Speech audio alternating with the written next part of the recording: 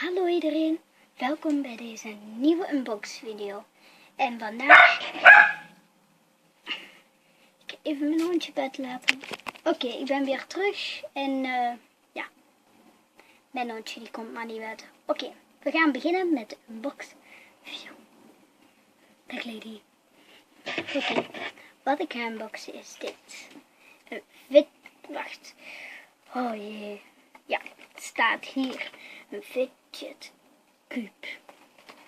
En die fidget cube, die heb ik gekocht in Dreamland. Maar ik weet niet meer hoeveel ze kost. Dus ik ga ze nu unboxen. Dus hoe je hem open doet is zo.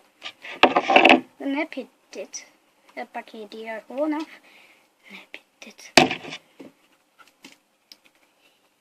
Hier zit papiertje. Dit papiertje namelijk.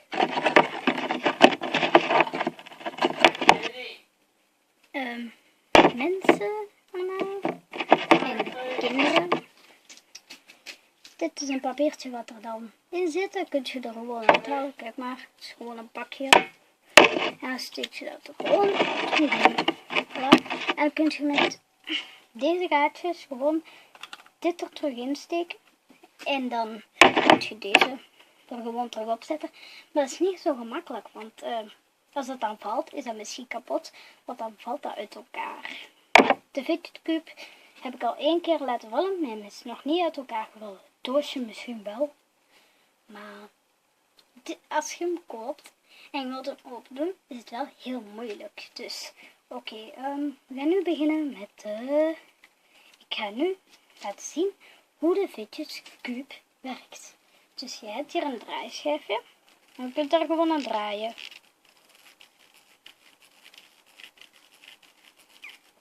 Zie je? Hebt van deze kunt je gewoon opdrukken.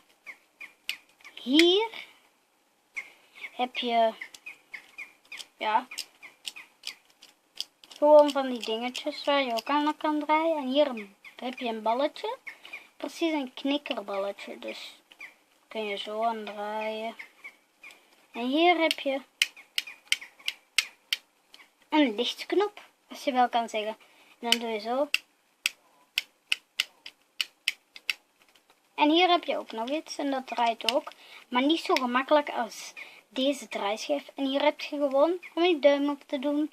Dat je bijvoorbeeld zo wilt doen. En dan zet je je duim hier zo. Oké, dit was de unboxing. Ik hoop dat jullie het leuk vonden en doe zeker een duimpje omhoog.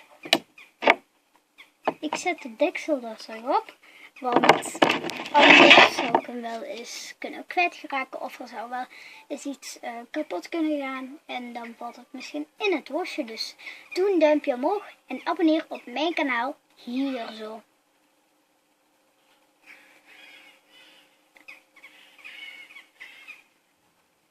En dit was dus unboxing 2.